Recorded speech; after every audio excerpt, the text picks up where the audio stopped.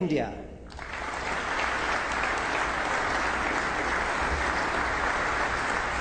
The President of the Federal Republic of Nigeria. The Prime Minister of Tuvalu.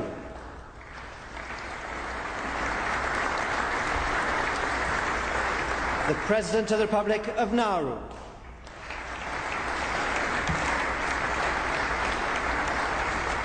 The President of the Republic of Kenya.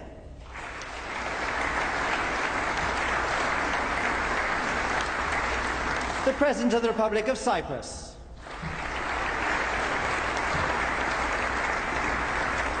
The Prime Minister of the Independent State of Papua New Guinea.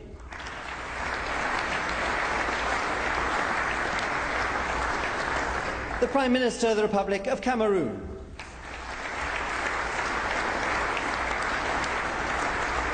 The Prime Minister of the People's Republic of Bangladesh.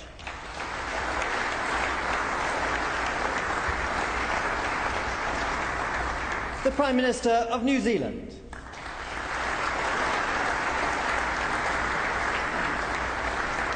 The Prime Minister of the Kingdom of Swaziland.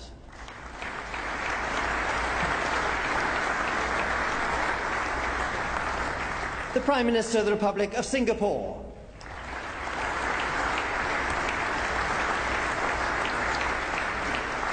The Prime Minister of the Commonwealth of Dominica.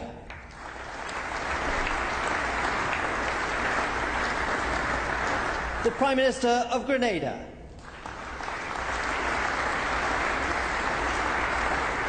The President of the Republic of Rwanda.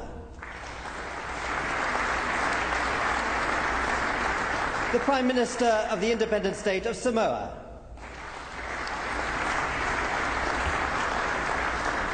The President of the Republic of Uganda.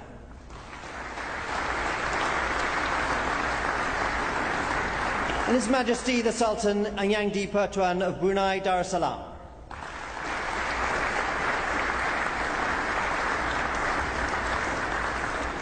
The Prime Minister of Malta.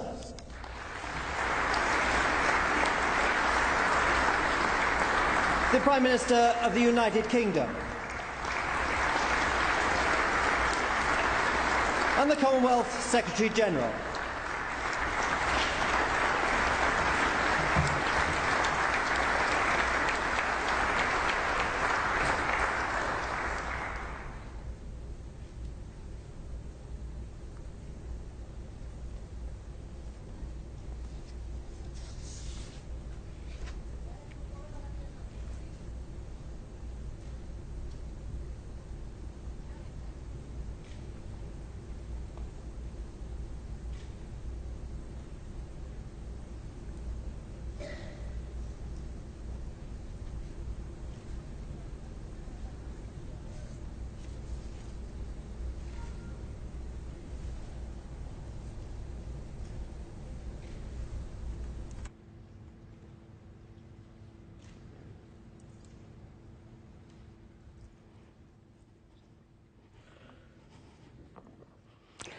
Thank you, and I'd like to extend a warm welcome to all of our Commonwealth heads of government. Your Excellencies, ladies and gentlemen, please stand for the arrival of members of the Royal Family, Her Majesty the Queen and His Royal Highness the Prince of Wales.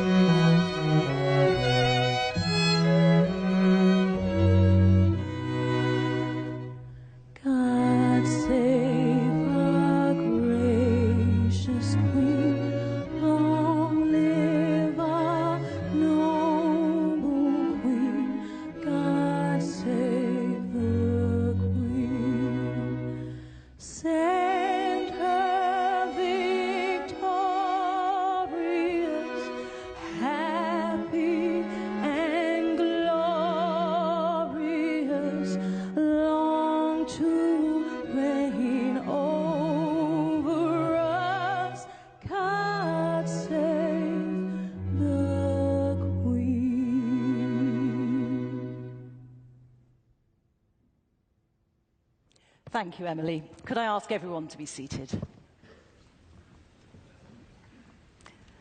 The Prince of Wales will now officially welcome us to Buckingham Palace today.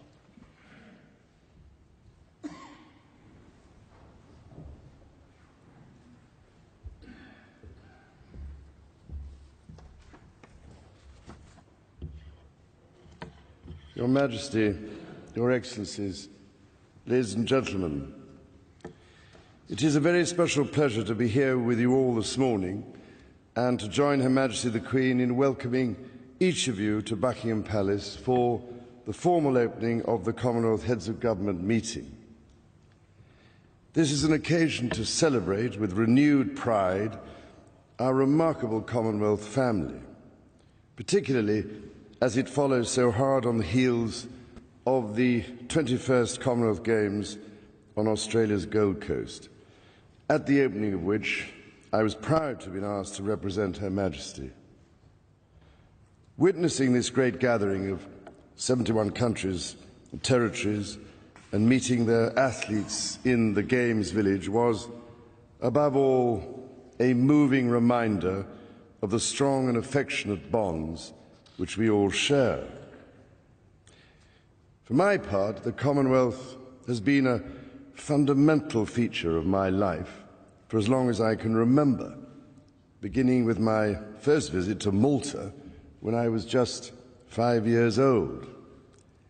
I consider myself fortunate over the years to have been able to meet and talk with so many of the giants of the Commonwealth: Sir Robert Menzies, Kwame Nkrumah, Sir Keith Holyoake, Jomo Kenyatta, Pierre Trudeau, Kenneth Kaunda, Julius Nyerere, Lee Kuan Yew, and many more.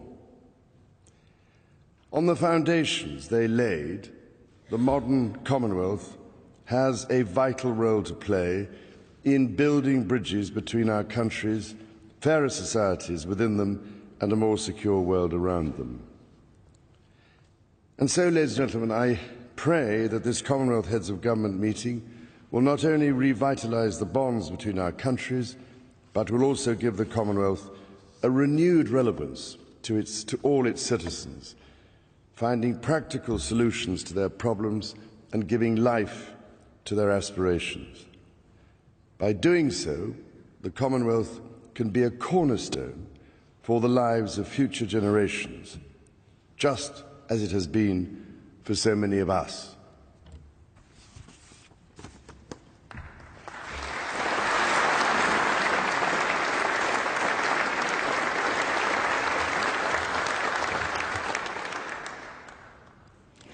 Thank you, Your Royal Highness.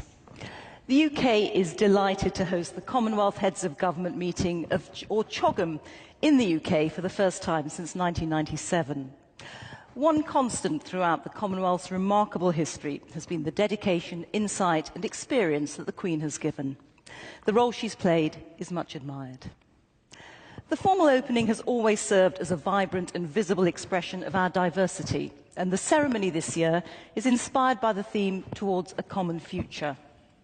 You will now hear a musical performance from 6 singers drawing on vocal styles and traditions from around the Commonwealth. The performance has been created especially for today and is based on a song that's become a youth anthem, Unwritten.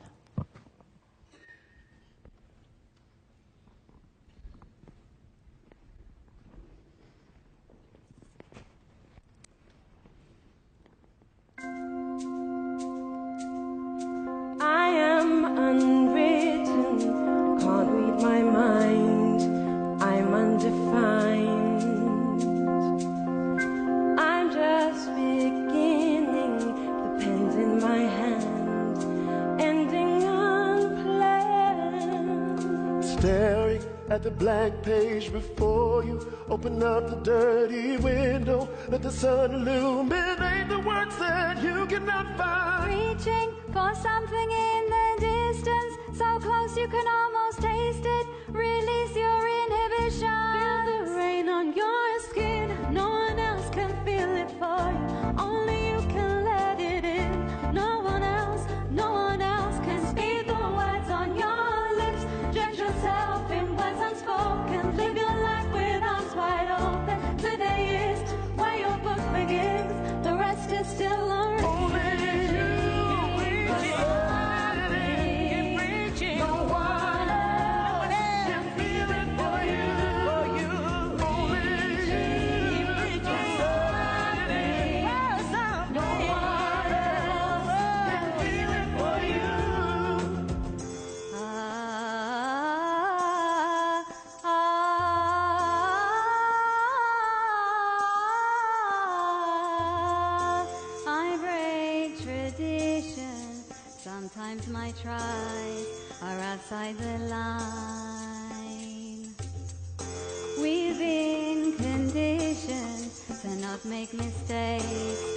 I can't live that way. Staring at the blank page before you, open up the dirty window, let the sun illuminate the words that you cannot find. Reaching for something in the distance, so close I can almost taste it. Release your inhibitions, feel the rain on your skin.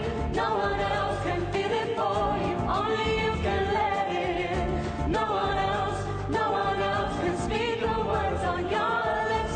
Drench yourself in words unspoken, live your life with arms wide open. Today is where your book begins, the rest is still unwritten.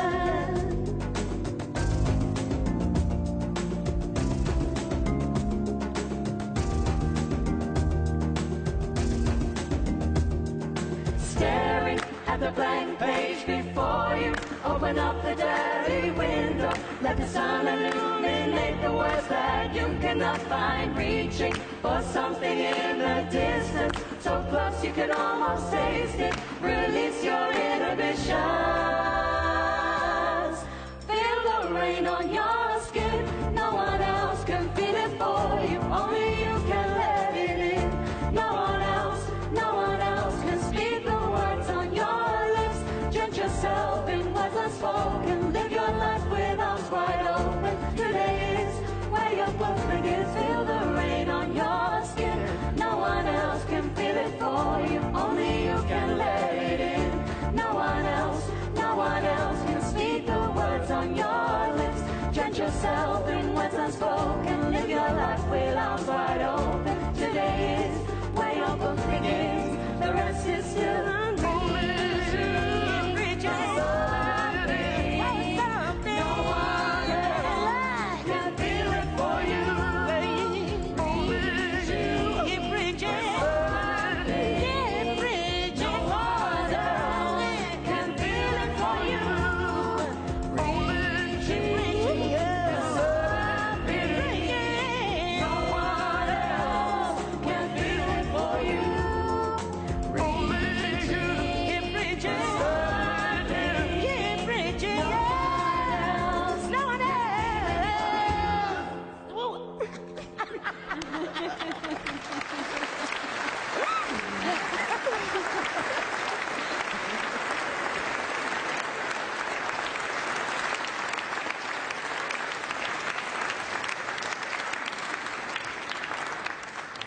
Thank you.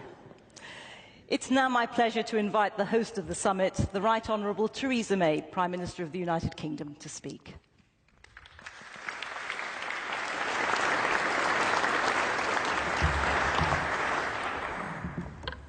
Your Majesty, Your Royal Highnesses, Secretary-General, Your Excellencies, ladies and gentlemen, I'm extremely proud to be welcoming you all to London, the first full Heads of Government meeting here in almost 40 years.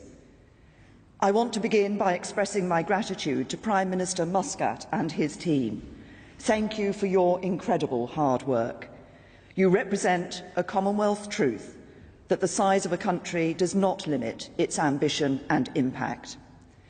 I hope that over the coming days and months we can build on the work you have begun as we forge a future for our common good.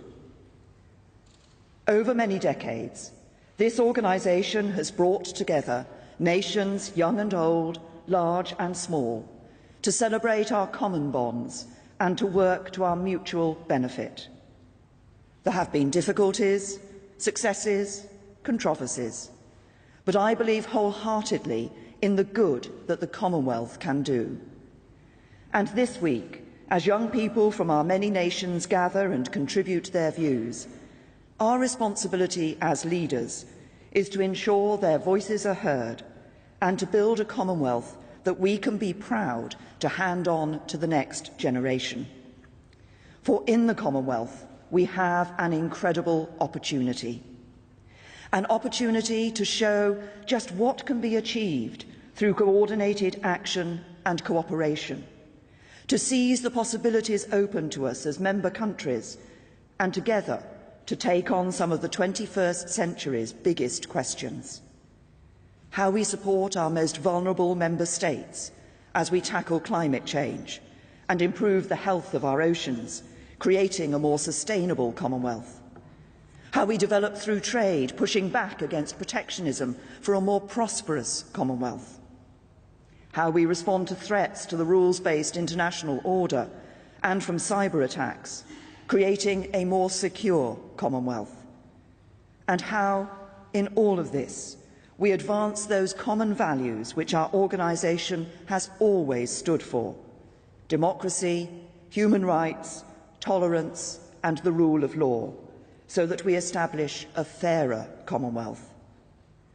These are problems nations cannot solve alone, but by working together, we can make a real difference.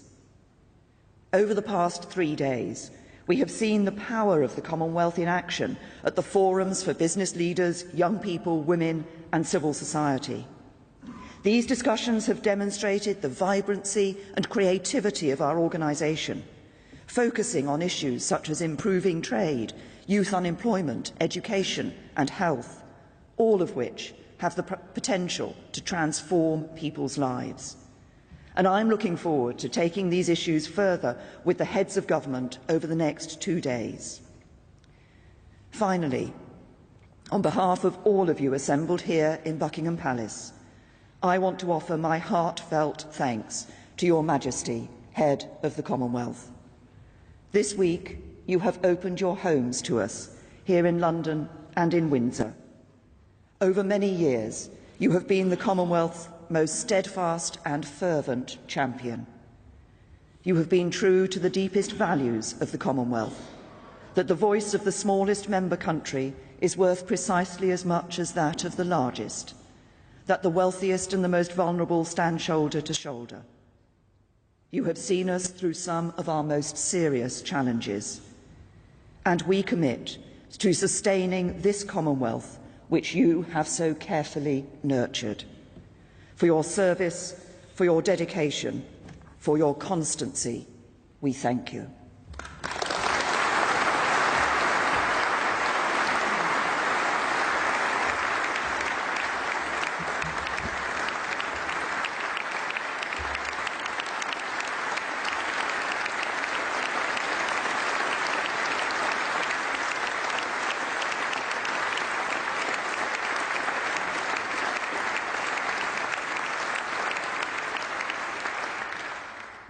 Thank you, Prime Minister. We will now hear from the Commonwealth Secretary-General, the Right Honourable Patricia Scotland.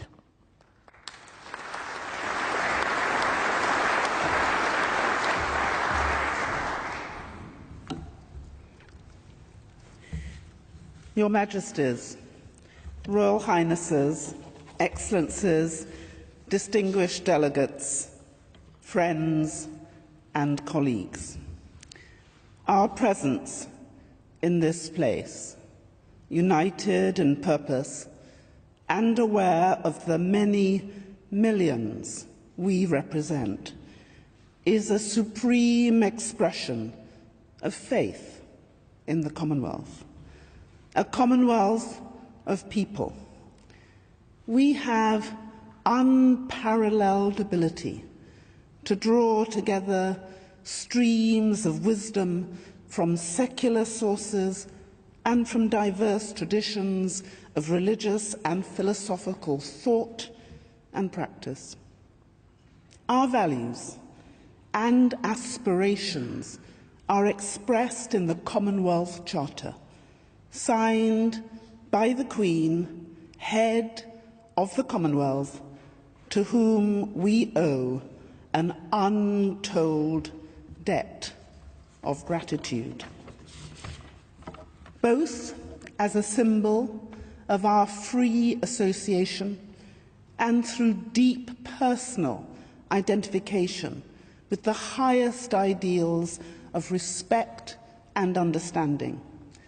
Her Majesty has won a place of great affection in the hearts of people in all countries of the Commonwealth.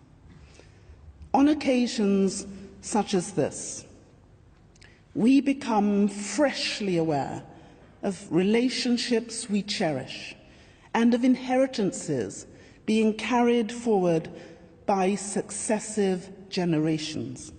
New energy and vitality are added as younger members take up responsibility and become active within the circuitry of Commonwealth connection.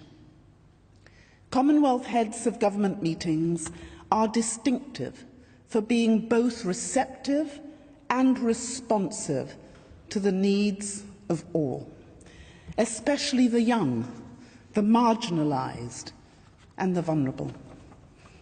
Our dialogue is different because there is a special dynamic in our Commonwealth ecosystem. We can think back to the Langkawi Declaration on the Environment, made at the 1989 Commonwealth Heads of Government meeting in Malaysia.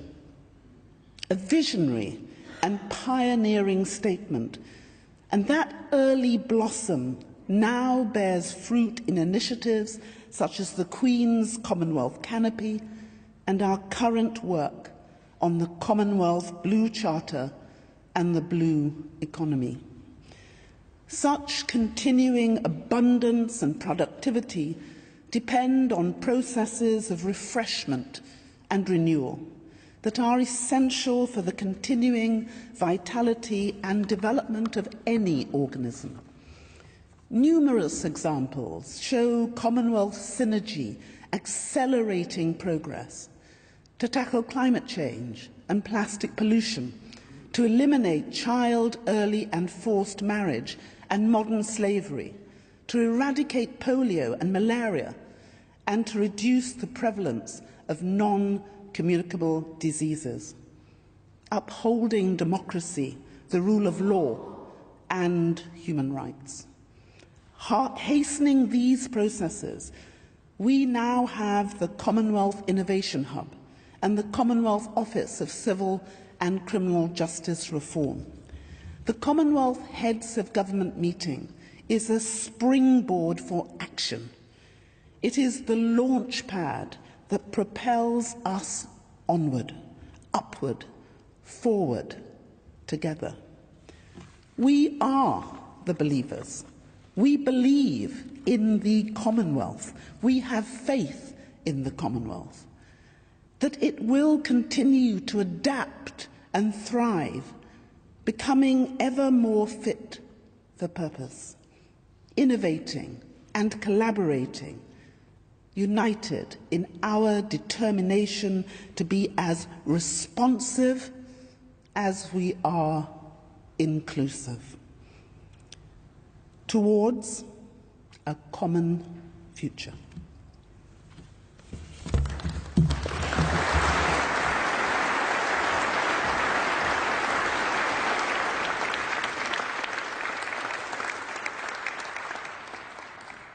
Thank you, Secretary-General.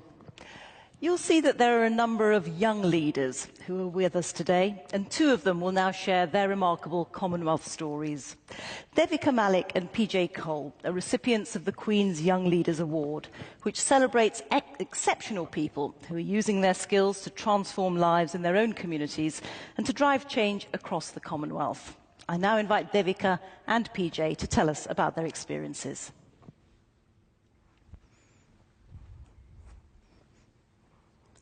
I am a para-athlete with a congenital disability.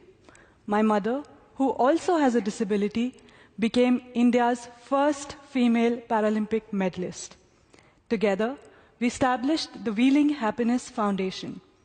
Our aim is to give young people with disabilities confidence and independence through sport and equip them with life skills. We also work with schools and employers to break down barriers of attitude as well as physical ones. It can transform lives. One of our beneficiaries, Shweta, was abandoned by her husband after polio progressed and left her unable to walk. With our support, she took up sports. Over the last 2 years, this single mother of two has emerged as a self-reliant sportswoman with national and international medals to her credit. As a member of the Commonwealth Youth Sports for Development and Peace Working Group, I have made connections with others in my field who share the same objectives. As a Queen's Young Leader, I have been able to meet and collaborate with young people making improvements in the lives of their own communities. Last week, at the Commonwealth Games in Australia, inspiring para-athletes were in action, achieving extraordinary things, demonstrating abilities beyond their disabilities. The Commonwealth is a pioneer in recognizing that the youth are leaders of today, not tomorrow. Young community leaders with disabilities gathered for a roundtable on Monday to discuss their vision for an inclusive common future. There is a growing commitment from Commonwealth governments towards empowering people with disabilities. My experience is testament that when people with disabilities have a voice, the society is a richer place. Thank you.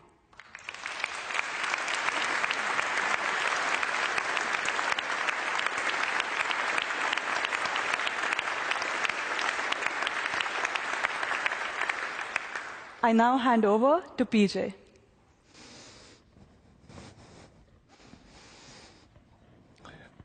Thank you, Devika.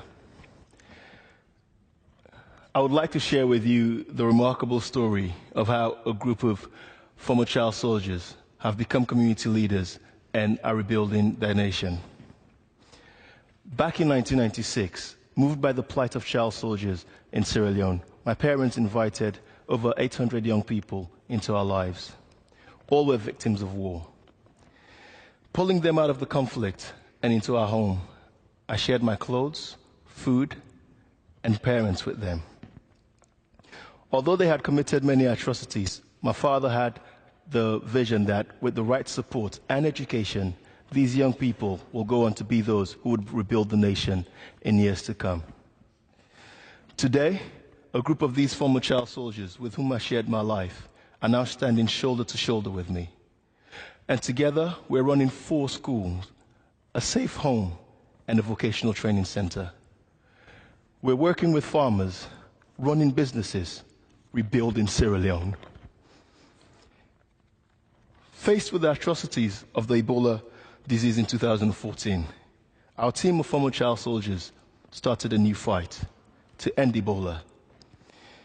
We designed an Ebola education program which equipped over 100,000 people with life-saving knowledge. We provided support to over 12,000 quarantined individuals. We also partnered with others to build an Ebola treatment center, which treated over 270 people. In the last 6 years, we've had to deal with Ebola, cholera, floods, and most recently, a mudslide that killed over 1,000 people and left many young children orphaned. We have also supported colleagues in the UK, in Mozambique, and in Dominica in diverse ways. See, during this week's Youth Forum, a colleague pointed out to me that it is time to move away from merely talking about including young people to recognizing that our young people in the Commonwealth are proffering solutions to some of the biggest challenges that face us. And my experience bears that out. Thank you.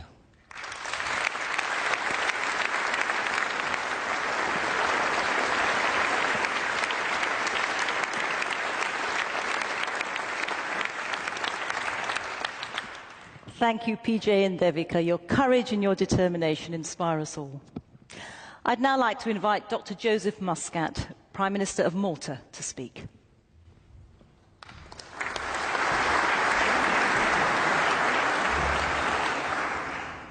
Your Majesty, Royal Highnesses, Excellencies, ladies and gentlemen. It has been quite a journey since we last met in Malta more than 2 years ago. The world is a different place. Things we took for granted are now rooted in deep uncertainty. And while progress continues to be achieved, this is uneven and unlevelled. Despite this, the Commonwealth, our Commonwealth, is experiencing a rekindled interest, with our family growing and positive changes happening. As Malta concludes its term as chair for the second time in a decade, we wish the United Kingdom the very best for the 2 years ahead. I will not list the achievements and the works in progress.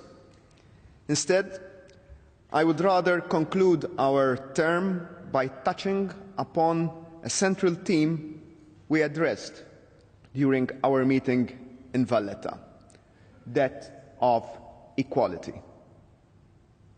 While respecting our different cultures and backgrounds, the Commonwealth must be a force that nudges and encourages its members to embrace this fundamental value.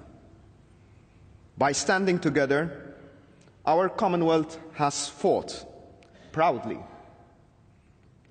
for equality amongst different races, at a time when such equality could not be taken for granted. That is a feather in our cap. But we have to remind ourselves that equality is not a relative value.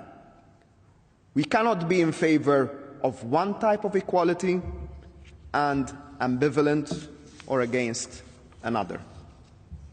That is why Malta believes that the advocacy for gender equality and equal rights for the LGBTIQ community should remain firmly on the Commonwealth agenda, not to point fingers or cross swords, but to assist decision makers, engage with communities, and promote best practices. We can register progress with brave steps taken in some of the members in our family, but there are still too many of our sisters and brothers who are criminalized, discriminated against, or even subjected to violence. If there is at least one takeaway from our term as chair, we hope it is this, and that the engagement continues. Finally, Your Majesty, allow me to thank you for your personal interest, the interest you take in our Commonwealth. As proud, independent nations, we look at your leadership of our family as an honor you are affording us.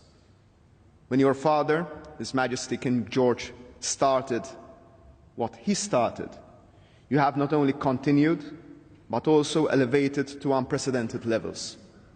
We are equally elated by the vigour with which His Royal Highness, the Prince of Wales, actively participates in Commonwealth affairs and puts a strong Commonwealth dimension in his various national and global initiatives. We are certain that when he will be called upon to do so, he will provide a solid and passionate leadership for our Commonwealth. Thank you.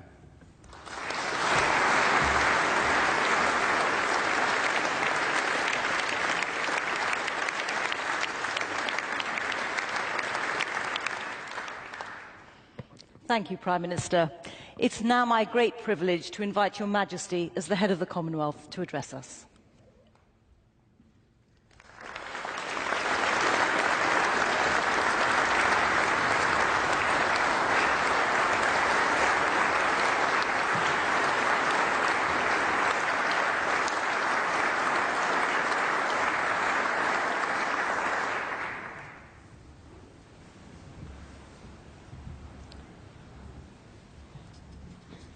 Prime Minister Muscat, Prime Minister May, Secretary-General, ladies and gentlemen. Having on so many occasions been welcomed to opening ceremonies around the Commonwealth, it is a pleasure this time to welcome you to my own home. Here at Buckingham Palace in 1949, my father met the heads of government when they ratified the London Declaration, which created the Commonwealth as we know it today, then comprising just 8 nations. Who then, or in 1952, when I became head of the Commonwealth, would have guessed that a gathering of its member states would one day number 53, or that it would comprise 2.4 billion people? Put simply, we are one of the world's great convening powers, a global association of volunteers who believe in the tangible benefits that flow from exchanging ideas and experiences and respecting each other's point of view. And we seem to be growing stronger year by year. The advantages are plain to see. An increasing emphasis on trade between our countries is helping us all to discover exciting new ways of doing business. And imaginative initiatives have shown how together we can bring about change on a global scale. The Commonwealth canopy has emphasised our interdependence, while the Commonwealth Blue Charter promises to do the same in protecting our shared ocean resources. The Queen Elizabeth Diamond Jubilee Trust is providing life-changing eye treatment to many thousands through the generosity and cooperation of the nations represented here today. My family and I have been heartened by these and many other programs in which we are proud to play a part. I'm glad to see that young people, connecting through technology, are becoming ever more involved. When I meet the young leaders of this century, I remember my own lifelong commitment made in South Africa in 1947 at the age of 21. As another birthday approaches this week, I'm reminded of the extraordinary journey we have been on and how much good has been achieved. It remains a great pleasure and honour to serve you as head of the Commonwealth and to observe with pride and satisfaction that this is a flourishing network. It is my sincere wish that the Commonwealth will continue to offer stability and continuity for future generations, and will decide that one day the Prince of Wales should carry on the important work started by my father in 1949. By continuing to treasure and reinvigorate our associations and activities, I believe we will secure a safer, more prosperous and sustainable world for those who follow us. A world where the Commonwealth's generosity of spirit can bring its gentle touch of healing and hope to all. Mindful, as always, that this summit of Commonwealth leaders draws its mandate and authority from our member countries collectively, it gives me great pleasure to declare this meeting of the Commonwealth Heads of Government open.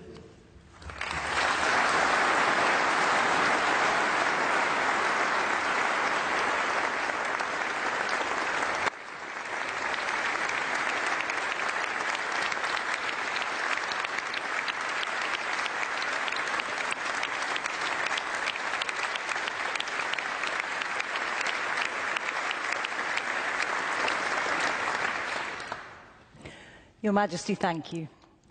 We will now celebrate the Commonwealth's musical connections with an instrumental collaboration which draws on a range of folk styles and features musicians from across the Commonwealth.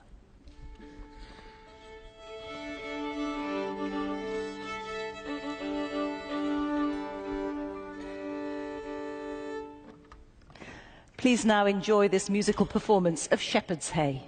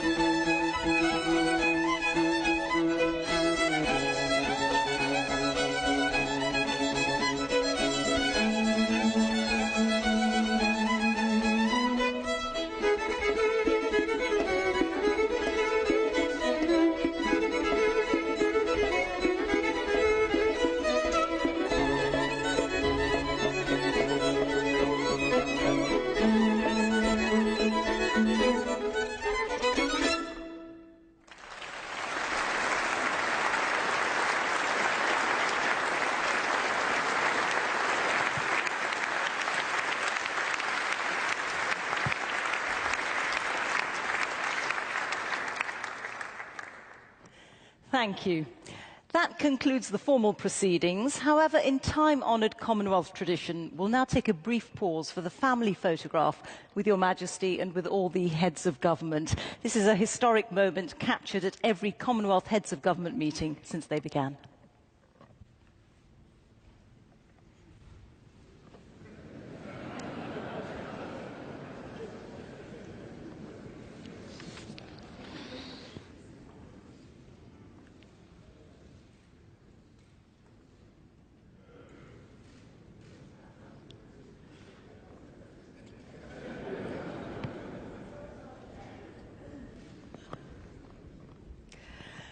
Thank you, Your Majesty, Your Royal Highnesses, Your Excellencies, ladies and gentlemen.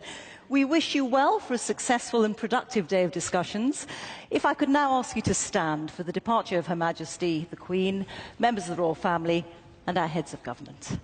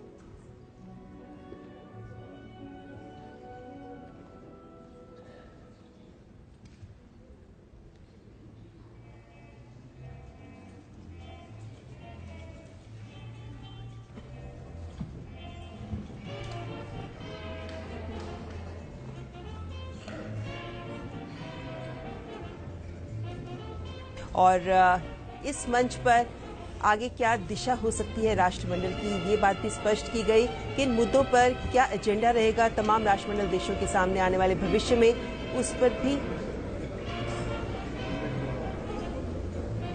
ये दृश्य आप सीधे देख रहे हैं London के Buckingham palace से, जहां राष्ट्रमंडल देशों के शासनाध्यक्षों के सम्मेलन की औपचारिक शुरुआत ब्रिटेन की महारानी एलिजाबेथ II के द्वारा की गई है। और इस वक्त जो दृश्य आप देख रहे हैं, तमाम राष्ट्रमंडल देशों के शासनाध्यक्ष यहाँ मौजूद थे, जिसमें एक तस्वीर भी ली गई जो ऐतिहासिक यादगार के तौर पर होगी, क्योंकि इस सम्मेलन में, इस मंच पर जब उद्घाटन समारोह हुआ है, तो इस राष्ट्रमंडल देशों के सम्मेलन का क्या एजेंडा हो सकता है, किस दिशा में ये राष्ट्रमंडल देश एकजुट होकर आगे बढ़ सकते हैं, ये सारे संदेश इस मंच पर दिए गए। और ये बात बताई गई कि जिस तरीके से थीम है इस सम्मेलन का, साझा भविष्य की ओर, तो कौन कौन से ऐसे मोर्चे हैं जिस पर ये तमाम 53 राष्ट्रमंडल देश एकजुट होकर आगे बढ़ सकते हैं, जिसमें सभी देशों की आपसी समृद्धि महत्वपूर्ण हो। इन सब मुद्दों पर चर्चा की गई और महत्वपूर्ण